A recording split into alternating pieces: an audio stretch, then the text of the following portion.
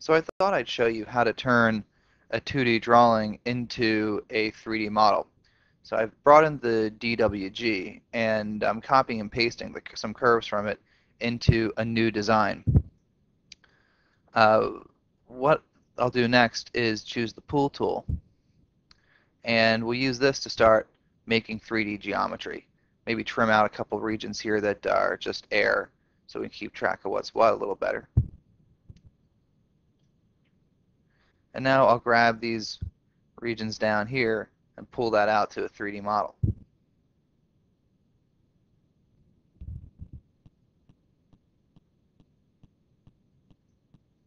All these faces came in as separate ones to show what the original underlying curves are, but I can merge them all together. And this is an assembly, so we're gonna have a bunch of components. I'm gonna go ahead and make those components now, and I will name them. Fast forward a little bit through this part, but the basic idea is that you can build a bill of materials for your design before it exists.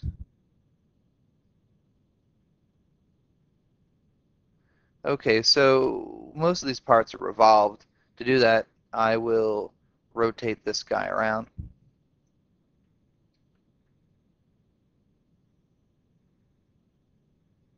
And let's make it blue and transparent.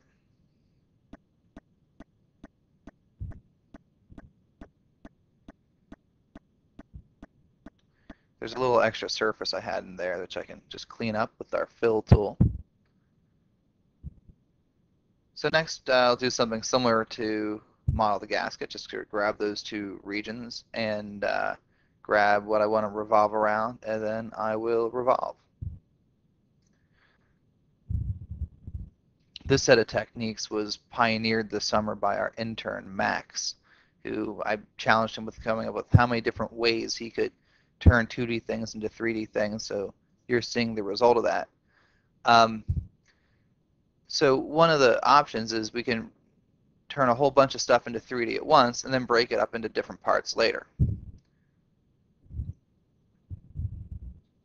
So we'll grab all of this remaining stuff in an axis and then tell it to go. So now we'll have one big part that actually will break up into 3 parts conveniently in just a second.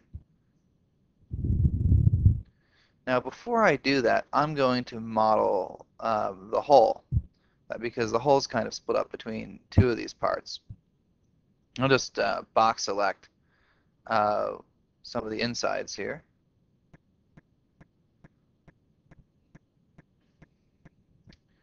And that's the basic shape of the hull. And create the hull in 3D. And now I will just subtract that from our model. So this is just a convenient way to reuse that. I could have directly cut this out, but it's a little easier to see what's going on if you hide one of the solids. So now we'll turn that on, and we'll use our tool here to cut them apart and delete that region.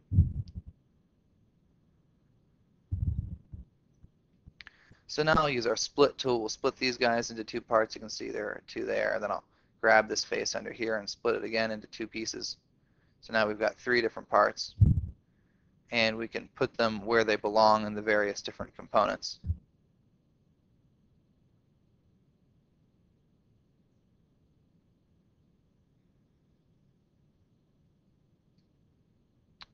Okay, well I left one out. We were going to model this screw here.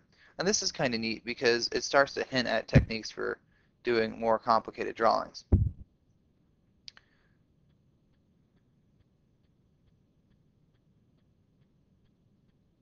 So let's grab the faces of the screw. And again, we'll rotate it around.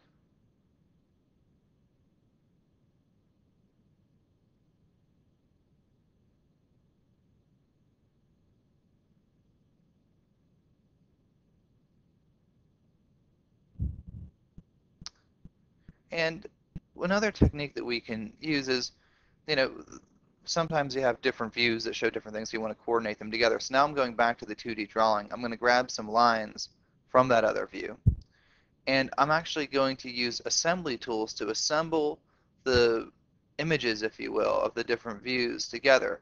These just become surfaces in space claim, so I can just make these concentric and aligned to each other. And now I've got the right information.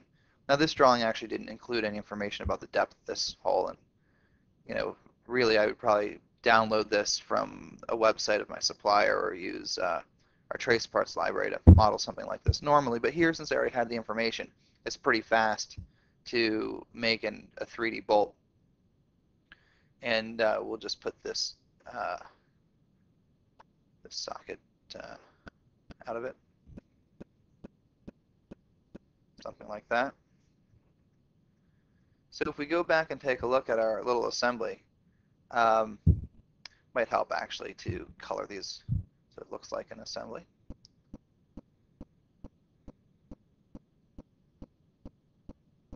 All right, so now we can sort of tell what part's what.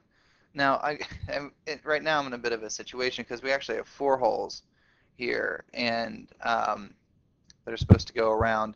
But of course, the holes are in 2 different parts, and there's a screw in each hole. So I'm going to use our move tool to copy this, and I'm going to copy the hole in each part along with the screw at the same time. Copy them that way, copy them that way. There we go. So just to kind of on trip, maybe we still want to have a drawing that documents our 3D version of this. And then I'll roughly throw some views together here to come up with the drawing that looks like the original. This was a cross-section drawing, so I'll turn that view into a cross-section view. And if you take a look at the cross-section, you can see we've got our holes in each part, the bolt in all the right places. Now, if you go back and look at the drawing for a second, that was an 18-inch hole. Let's, put a dimension on here, start that process. Oh, and incidentally, our drawing views are 3D, so if we want to do some modeling, just realize that there's another problem here. There's this hole that needs to get poked out, so I can borrow faces of the model to cut out the hole. Okay, so now I'll throw that dimension on.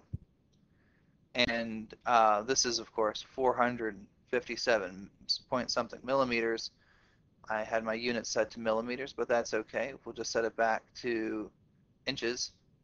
And the other drawing, they didn't have the inches at the end, so we'll leave it like that. Now you can see this is the exact right size, 18 inches.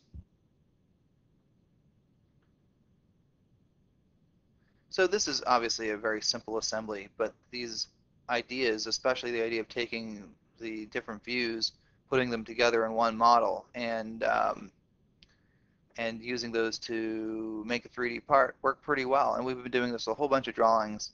So if you're making some other things here for the challenge, maybe you can show me what you can turn to 3D from 2D.